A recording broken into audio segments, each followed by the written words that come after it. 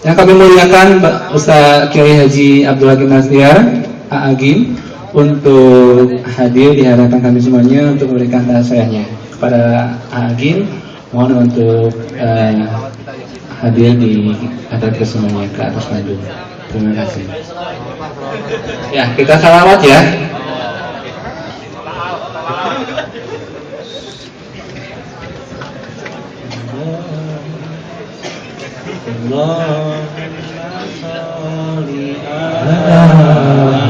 Muhammad ya Rabbi sholli alaihi wasallim. Allahumma sholli ala Muhammad ya Rabbi sholli Allahumma sholli ala Muhammad ya Rabbi sholli alaihi wasallim. Allahumma sholli ala Muhammad ya Rabbi sholli alaihi wasallim. Allahumma sholli ala Muhammad ya Rabbi sholli alaihi wasallim. Allahumma sholli ala Muhammad ya Rabbi sholli alaihi wasallim. Allahu Akbar.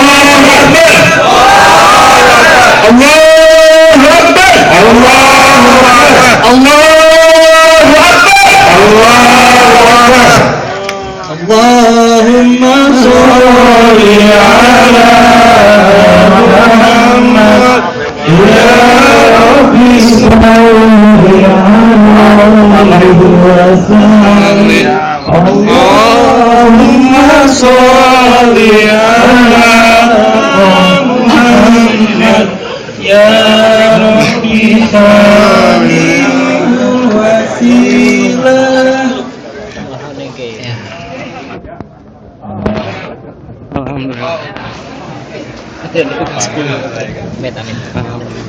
Terima kasih.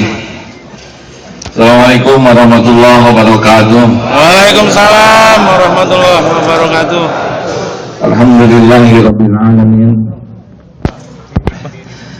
Alhamdulillahilladzi khalaqal mauta wal hayata liyabluwakum ayyukum ahsanu amala wa huwal azizul ghafur. Mudah-mudahan kita semua termasuk orang-orang yang memiliki hati yang bersih.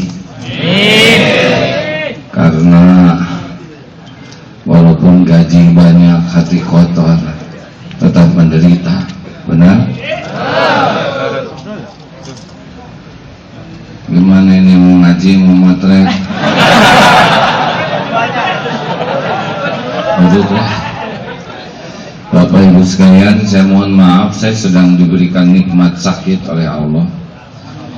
Jadi sedang demam, pusing dan radang tenggorokan. Tapi karena sudah janji, jadi tetap di sini. Jadi saya mohon maaf kalau seperti yang low bed begini.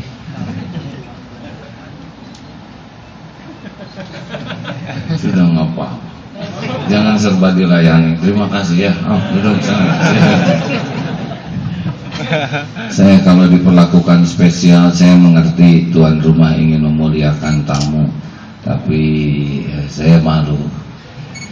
Karena prinsipnya orang memuliakan kita tuh karena Allah nutupin aib, kekurangan, kejelekan kita. Kalau sudah selesai motret, saya mau mulai ceramah nih.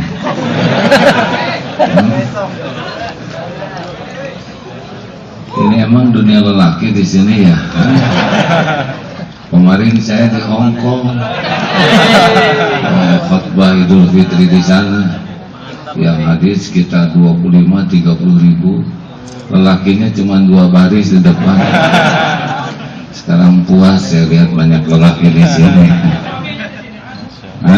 Oh, suami di sini, istri di Hong Kong.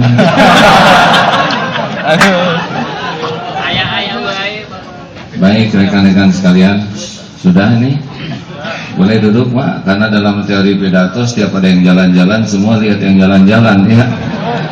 Terima kasih bapak-bapak, para sesepuh, terima kasih ini ya. Sudah cukup, mereka boleh motret nanti lagi ya. Apa yang paling mahal yang nggak bisa dibeli di Korea?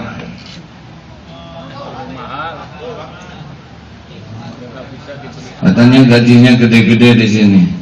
Tapi kalau dia lihat dari wajah, ini wajah ada kemiripan ini. Ini wajah-wajah banyak masalah ya. Benar atau benar? Hah? Banyak masalah baik atau buruk? Nabi Muhammad punya masalah tidak? Sedikit atau banyak? Ringan atau berat? Sederhana atau rumit? Hasilnya hina atau mulia? Tuh. Jadi banyak masalah itu adalah sumber kemuliaan kalau benar menyikapinya. Jadi orang hina dan mulia itu bukan karena sedikit banyaknya masalah. Seperti dari SD ke SMP ujian, SMP ke SMA ujian.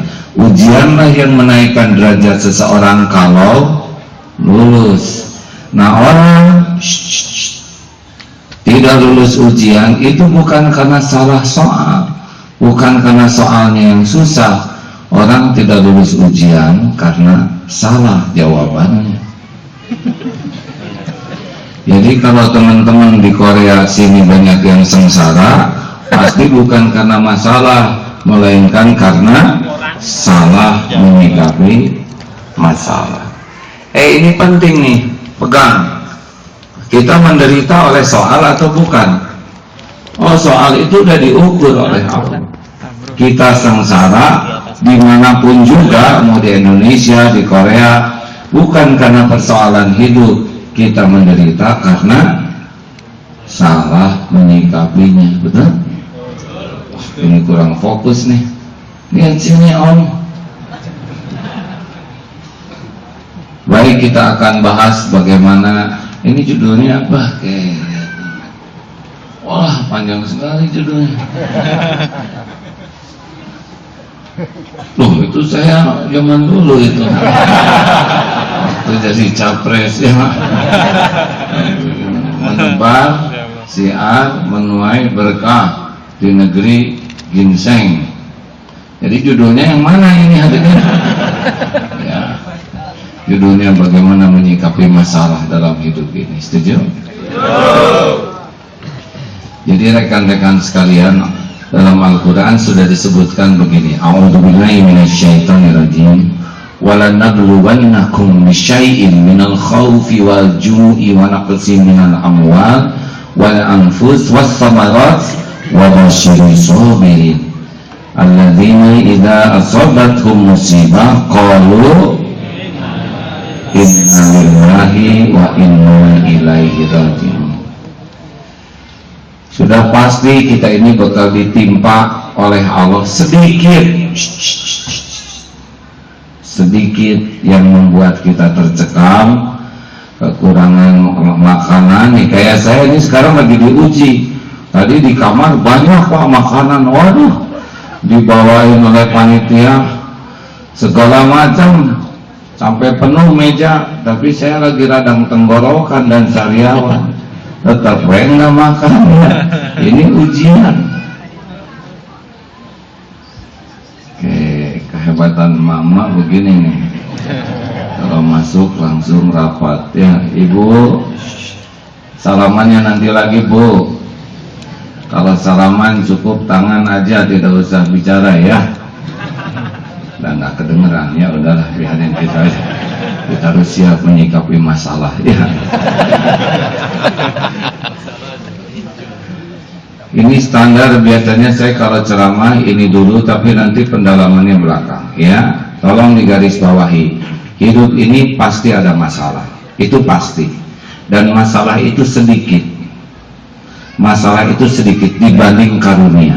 Benar? Coba jerawat itu satu dibanding hidung aja udah gedean hidung ya. Tidak ada jerawat yang lebih gede dari kepala. Kemarin ada ibu-ibu menangis saja. Saya mengerti beliau sangat sedih karena rahimnya diangkat. Belum punya anak, rahim diangkat, nangis. Ibu, saya mengerti ibu sedih. Iya, apa saja yang diangkat oleh dokter? Rahim. Kalau jantung, oh ada. Paru-paru ada. Empedu ada. Oh yang lain komplit cuma rahim, kan begitu. Jadi kalau sudah dipetakan, kita jadi tahu si masalah itu adalah sedikit. Benar? Halo?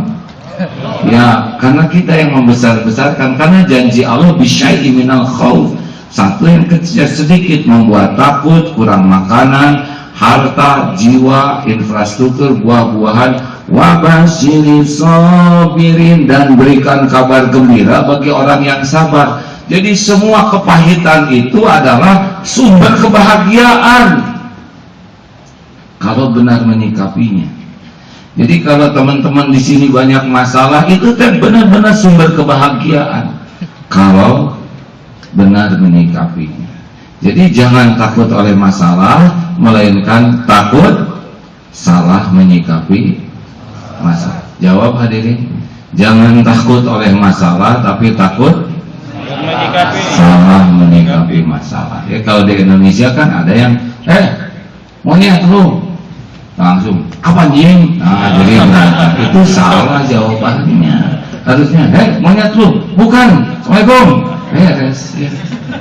Tapi karena salah jawaban berut aja.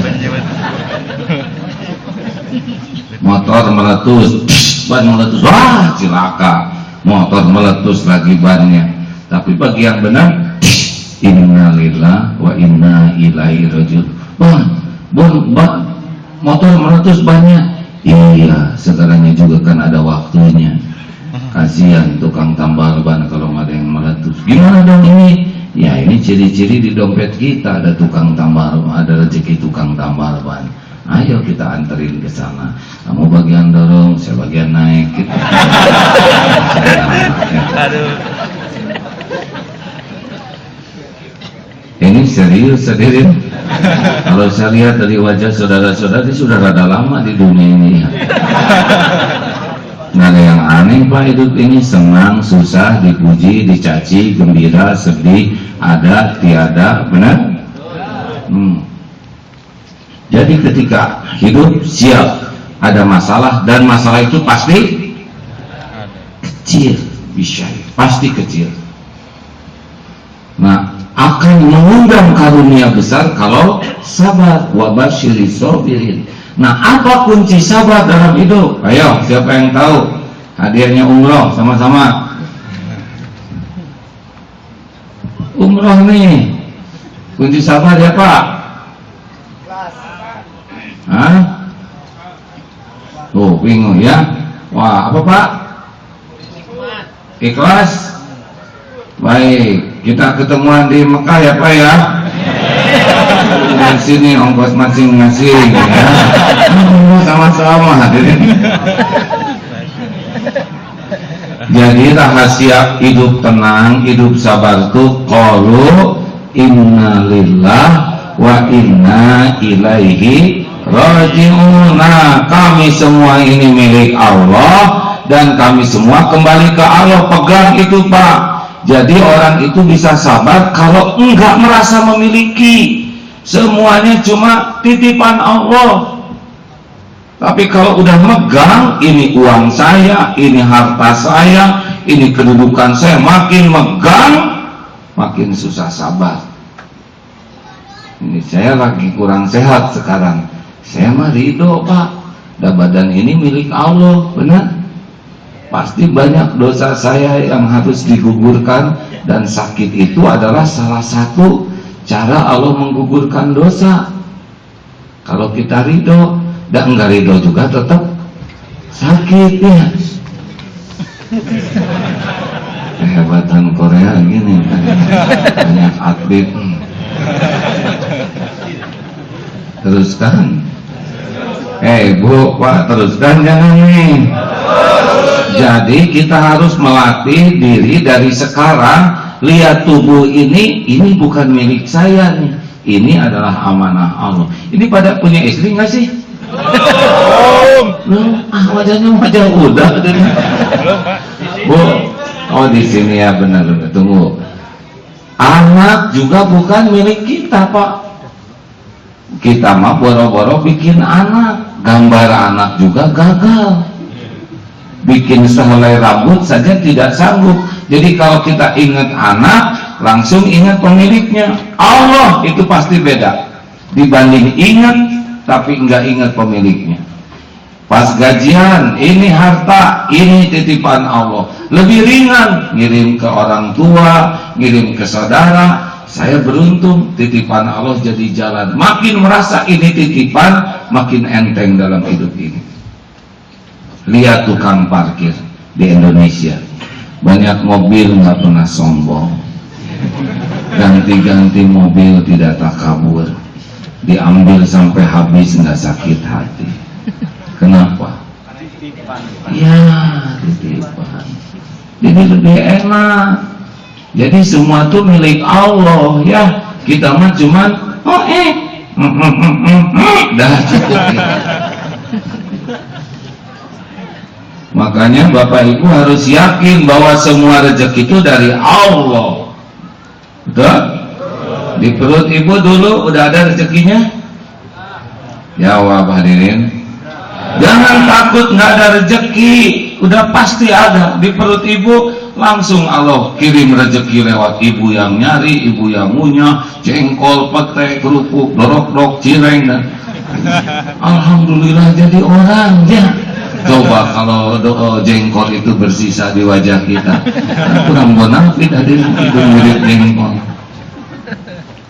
Ada rezeki? Ada rezeki? Lahir ke dunia jadi bayi, ada tidak rezekinya? Ada. Cukup tidak? Langsung Allah siapkan air susu ibu, beres. Ada yang ibunya nggak ngeluarin air susu, sapi yang ngeluarin. Mana yang ngedeketin? Bayi ngedeketin sapi, sapi ngedeketin bayi. Ayo jawab. Hah? Tuh kan bingung nih orang Korea nih.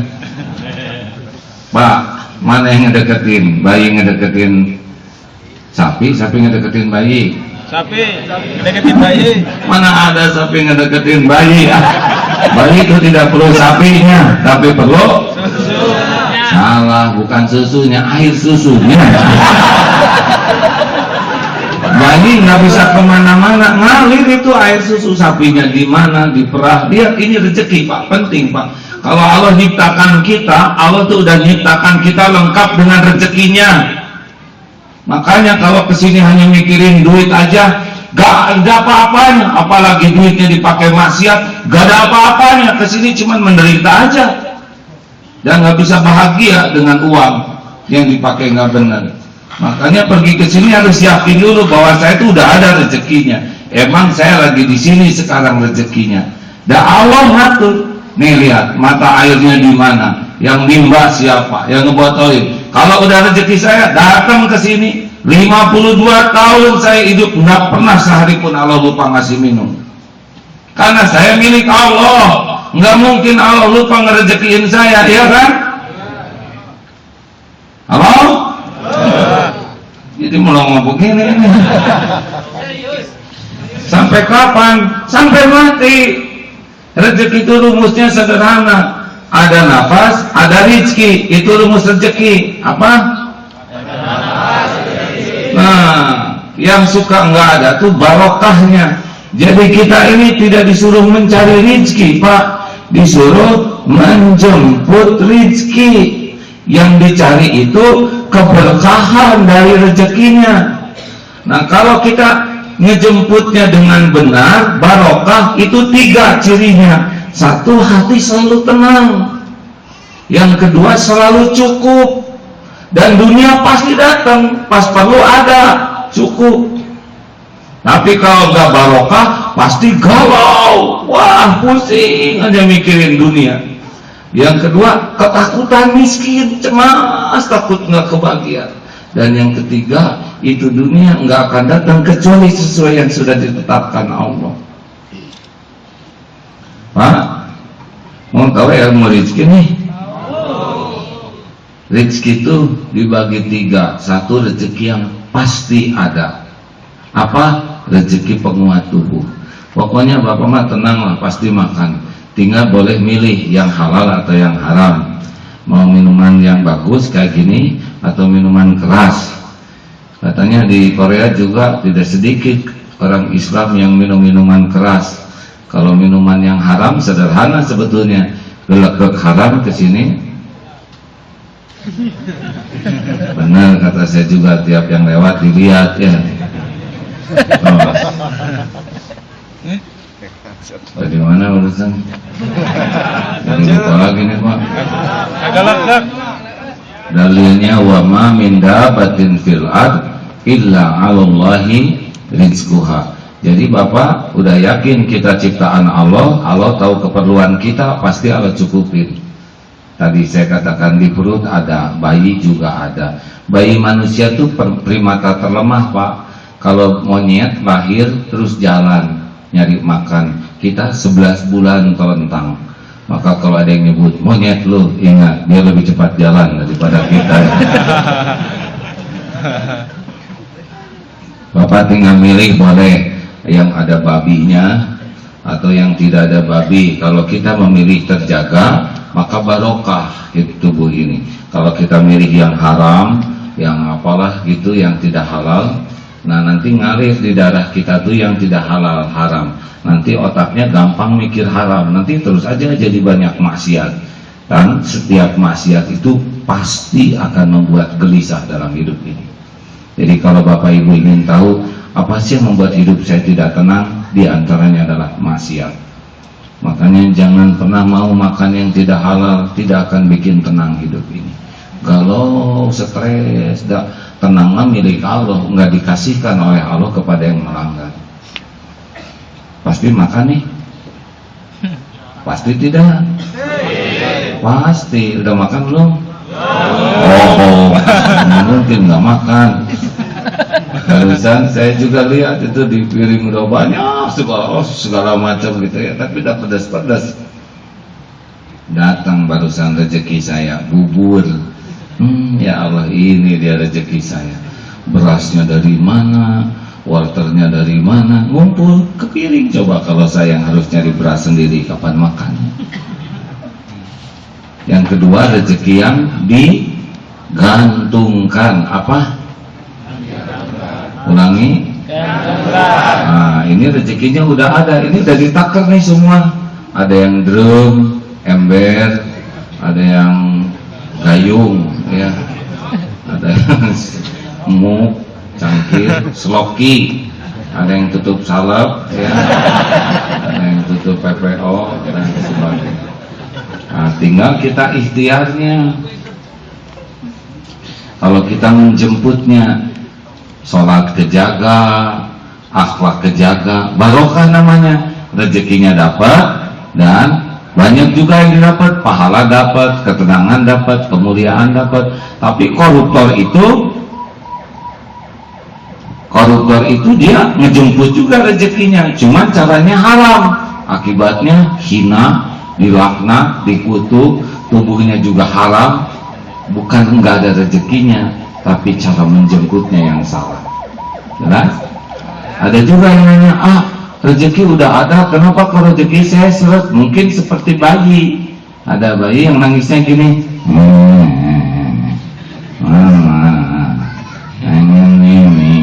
Kata ibunya, diam. Ibu lagi masak dulu, lagi nyetrika, nanti lagi miminya. Si bayi mikir, itu kan jelas si ibu rezeki gue. Kenapa jadi telat begini? Udah deket disuruh nunggu. Akhirnya bayi itu evaluasi diri.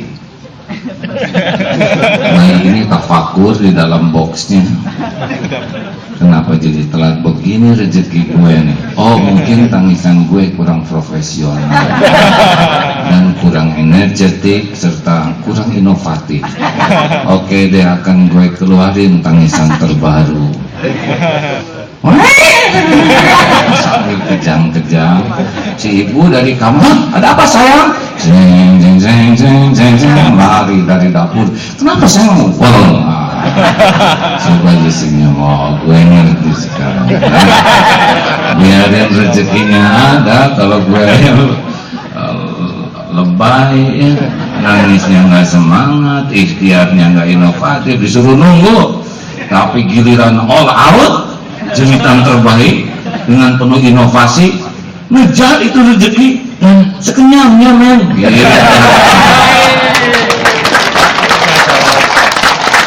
Makanya yang suka lembur dengan yang nggak lembur ada beda rezekinya ya. Nah ibu bapak yang baik, jadi rezeki udah ada belum? Yakin? Sampai kapan adanya?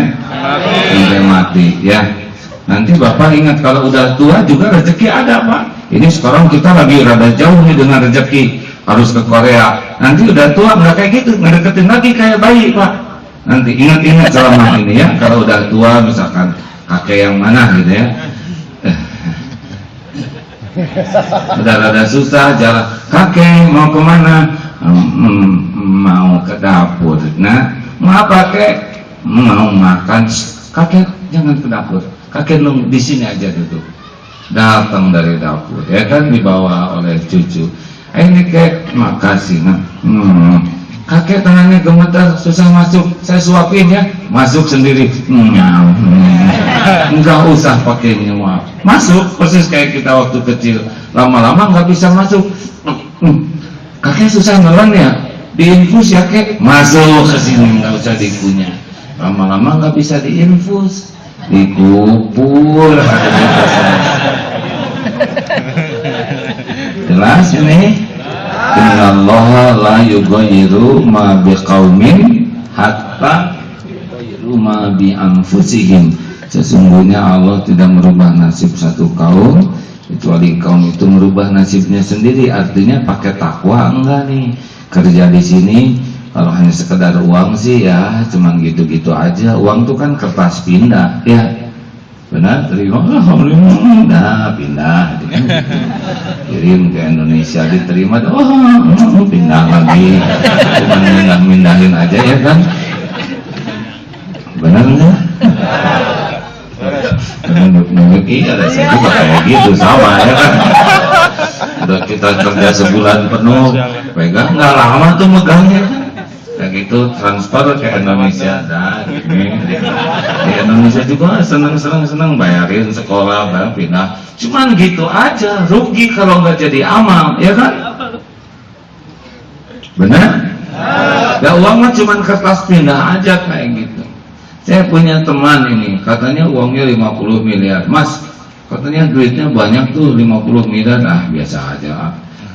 Di mana itu uang? Ya ada dong. Pernah lihat enggak? Ya enggak dong.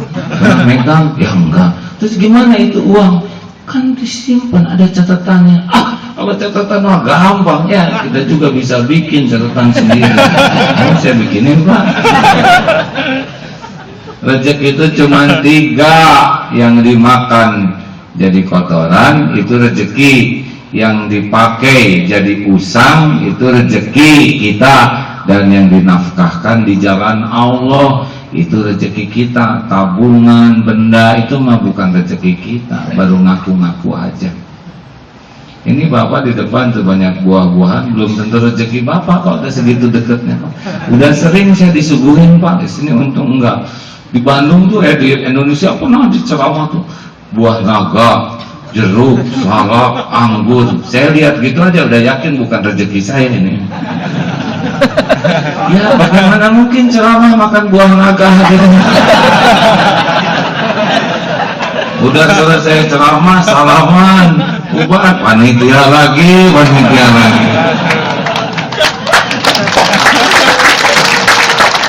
Saya kebagian apanya ya, kebagian ridhonya aja. Ada yang suka ngirim duren tuh Pak, wah, tapi saya kan udah kena asam urat. Yang dapat santri lagi, ceramah enggak, apa enggak tahu santri. Saya kebagian lewatnya, mudah-mudahan pahalanya enggak kemakan kan, kalau dipakai di jalan Allah tetap jadi rezeki kita. Nah, teruskan. Jadi rezekinya ada nggak nih? Ada. Tapi ingat, jangan takut tidak punya rezeki, tapi takut tidak punya yakin Allah yang ngebagiin rezeki. Kalau nggak yakin, tegang terus, takut nggak kebagian. Padahal pasti ada. Jangan takut tidak punya rezeki, tapi takut tidak punya benar dalam menjemput rezekinya. Pakai nipu, pakai licik, korupsi, zina dan sebagainya, ketemu dia dengan rezekinya, tapi robah jadi haram, tidak barokah. Padahal kalau jujur juga dia ketemu.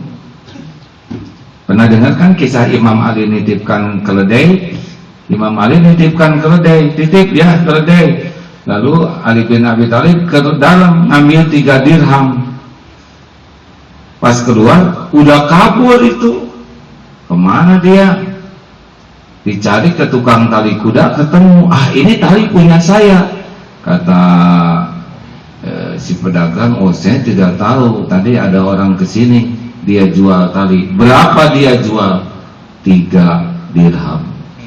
Kata Amirul Mukminin, hampir aja dia dapat rezeki 3 dirham dalam keadaan halal, tapi dia tidak sabar, akibatnya dia dapat juga 3 dirham dalam keadaan haram. Nah, orang koruptor itu aslinya mah dia nggak menikmati itu Pak. Punya mobil simpan di kampung pakai nama saudara, ya. Punya rumah disimpan di sana pakai nama teman. Dia sih nggak punya apa-apa selain punya dosa. Ada villa juga, punya villa yang make ya, yang seger ya pembantu aja dengan si Mamang. Pembantunya langsing kan berenang tiap hari. Yang punya villanya mah stres ya, takut ketahuan KPK ya. Benar?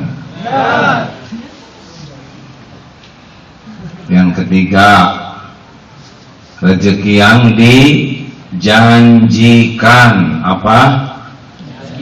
Dalilnya la in syakartum la azidannakum.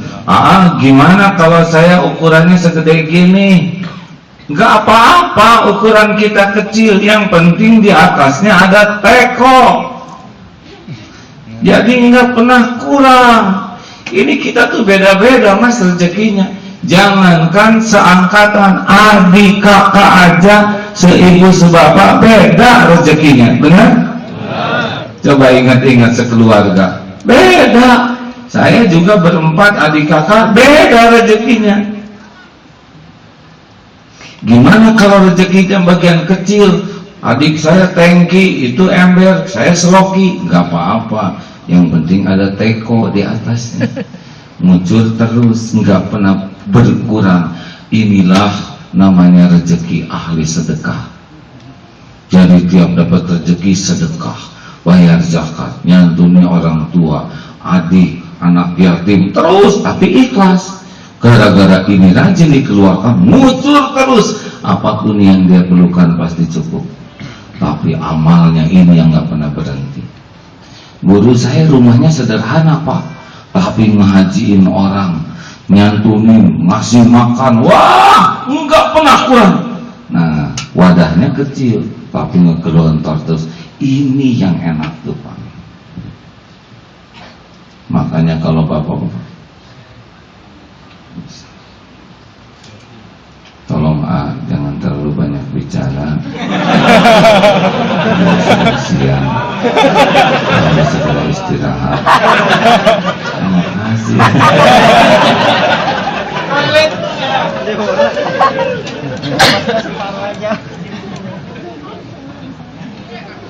Saya sampai jam berapa nih ceramahnya Mas? Ini 5 menit lagi. Jauh-jauh dari Bandung ke sini, dari Indonesia. Baik ya, kita teruskan. Yang 15 itu apa? Nanti penggalangannya di ujung aja ya. Penggalangan dana tuh kalau udah dapat ilmu yang banyak, merasa manfaat, bersyukur, keluarkan uang sebagai rasa syukur, nah itu enak ya. Kalau masih separuh gini masih sedikit sedekahnya. Terus kan? Tapi ini penting rekan-rekan sekalian ya, karena kalau nggak tahu ilmu rezeki, kita hidupnya cuma kebagian capek dan stres. Jadi kalau rekan-rekan semua ingin hidupnya lebih tenang, terjamin, selain menjemputnya dengan benar, kalau udah punya tuh hayo, jangan pernah ragu untuk sedekah ya.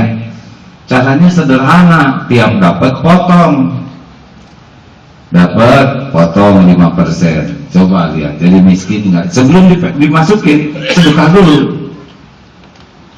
Nggak miskin juga, potong 10%. Misalkan dapat berapa sini, gajinya berapa rata-rata?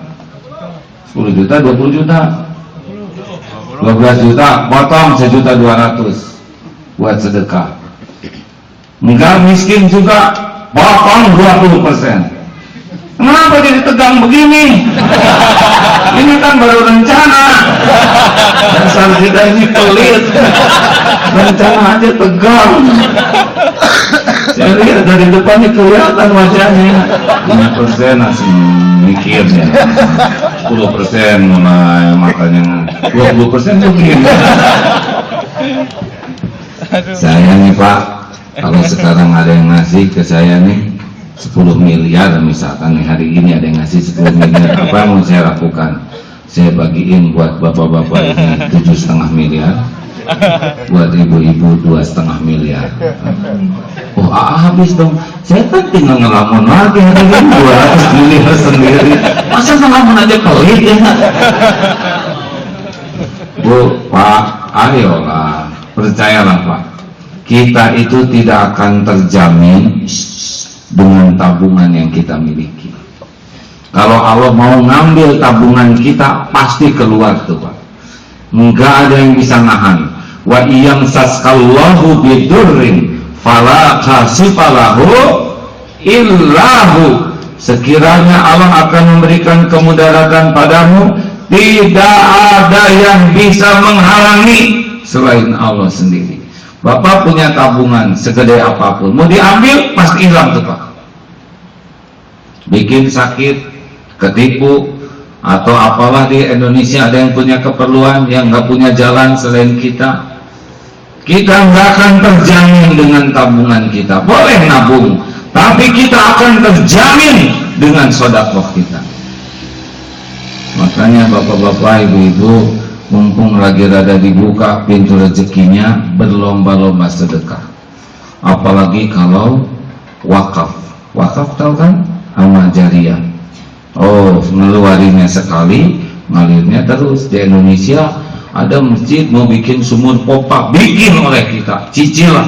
Oke, 12 bulan. Berapa itu harganya? 20 juta. Ya, saya tiap bulan ngirim 2 juta. Itu tiap tetesan air wudu, pakai wudu, ngalir pahalanya ke kita. Ngalir terus. Orang sholat, orang minum. Ini orang cerdas. Ngeluarinnya sekali, pahalanya ngalir.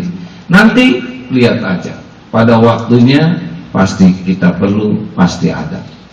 Kita tuh nggak perlu loh Pak jadi orang kaya. Yang perlu tuh cukup, benar? Saya mah nggak pengen jadi orang kaya Pak, saya mah hanya pengen cukup aja.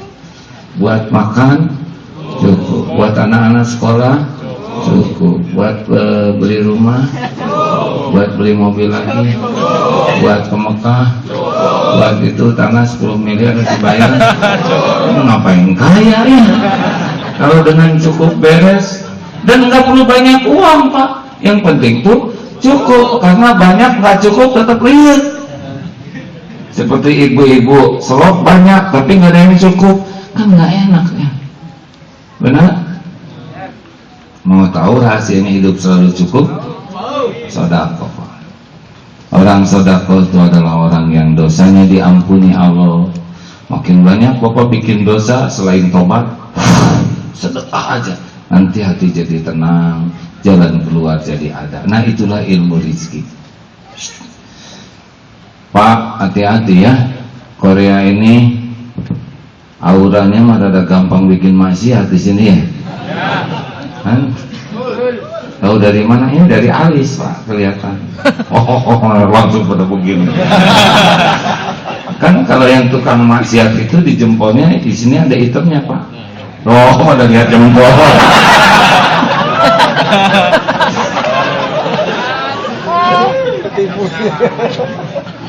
Jadi yakin rezeki ada. Kalau Bapak dipulangin ke Indonesia, rezekinya ada enggak? Ada. Sampai tua ada enggak? Anak istri punya rezekinya masing-masing? Ada. Ya, yang paling penting barokah. Kalau barokah cirinya tenang, selalu cukup, ya, dan dunianya dimuatkan mudah oleh Allah, merunduk-runduk. Baiklah, itu tentang ilmu rizkinya. Saya kira ini penting ya Pak ya. Tolong, kalau Bapak gunakan uangnya dipakai maksiat, itu nggak akan kemana-mana. Karena setiap maksiat itu seperti nyimpen paku di depan. Setiap maksiat itu seperti nyimpen pisau, nyimpen besi, nyimpen ranjau, yang pasti kita akan injak. Jadi setiap dosa yang kita lakukan itu nabung Pak. Di sini misalkan wah enak, nggak ada yang lihat, nggak ada yang tahu, maksiat ini, makan ini, wah mesum sana sini, itu nabung terus.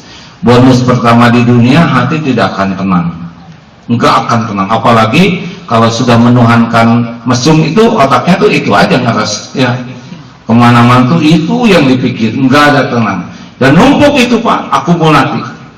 Suatu saat ini bisa bencananya dikasih penyakit lah oleh Allah, AIDS, atau dikasih apa ya, apa ditangkap atau apa, semua keburukan kita pasti balik ke kita sendiri.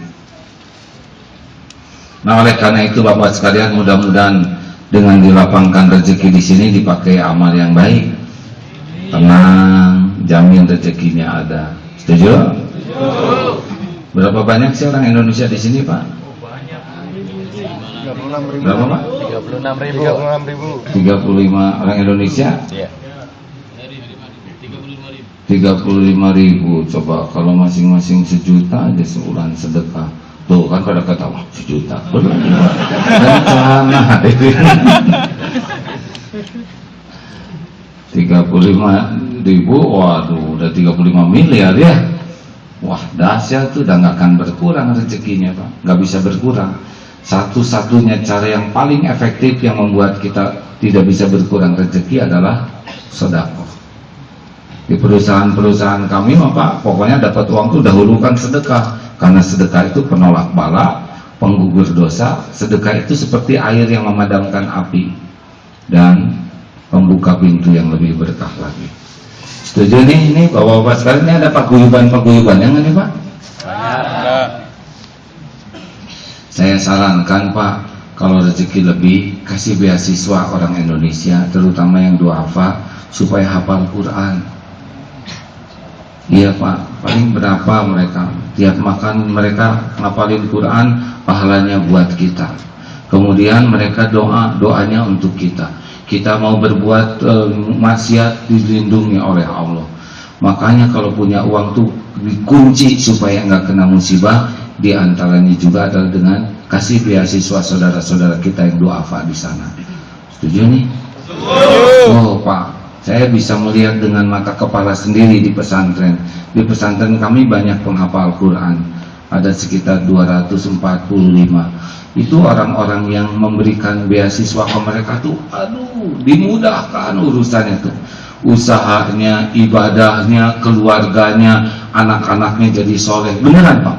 Jadi ada orang yang senang sekali dan terbukti makin berkah rezekinya. Itulah janji Allah bagi yang memanfaatkan rezeki di jalan Allah. Baik, kita lanjutkan tentang kesabaran tadi. Halo?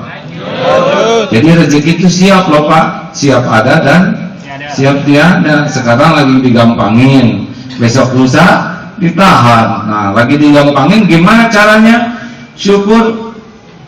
Lagi ditahan, sabar. Lagi diambil, ridho. Ada waktunya diambil, Pak. Karena yang ngatur rezeki mah Allah, bukan kita. Bukan karena pintar, banyak yang lebih pintar dari kita tetap salat ya di Indonesia, dan banyak juga yang maaf ya lebih, nggak boleh nyebut blow on ya sejenis itulah ya, tapi tetap dia melimpah rezekinya ya kan. Bahkan ada yang kelihatan blow on juga tetap kalau Allah mau ngasih makasih. Makanya jangan sampai kita salah menyikapi rezeki ini. Nah selanjutnya apalagi yang harus kita perbaiki dalam hidup ini? Nah yang kedua, sesudah kita merasa semuanya titipan Allah, jadi kita harus lihat apa-apa tuh ini milik Allah. Lihat anak, oh ini titipan Allah. Lihat tubuh juga, oh ini milik Allah. Kalau suatu saat Allah bikin sakit, pasti ada rahasianya. Tiba-tiba ada yang digigit anjing misalkan, kenapa digigit anjing? Padahal saya minta jodoh, yang datang anjing. Pasti ada rahasia Allah. Ternyata sesudah dibawa ke dokter, dia diopname, ketemulah dengan perawat, jadilah jodoh. Gitu ya. Semuanya juga milik Allah, benar. Tapi tidak berarti yang belum punya jodoh harus nyari anjing ya, karena tiap orang beda-beda takdirnya. Dan juga yang digigit anjing jangan GR ya, jodoh belum tentu. Semuanya juga milik Allah. Ini serius nih Pak. Sekarang kita tahu bahwa semua ini milik Allah. Jadi yang belum punya jodoh, saya ingat ada rekan kami Ato namanya. Lumpuh kakinya Pak. Kakinya bengkok, tangannya juga kaku. Selalu datang ke pesantren. Tok, kenapa rajin ke pesantren? Ayah ini lumpuh. Kalau saya kurang iman, dunia saya sengsara, akhirat saya celaka. Ilmu agama itu pupuk iman. Orang nggak punya ilmu nggak akan ada iman. Kurang ilmu pasti kurang iman. Saya jauh-jauh ke sini digotong sama teman-teman supaya dapat ilmu agama, supaya kuat. Atau di rumah sama siapa? Sama emak umur berapa? 70 tahun. Toh maaf ya, kalau emak meninggal nanti siapa yang ngurus? Atau kan ada Allah.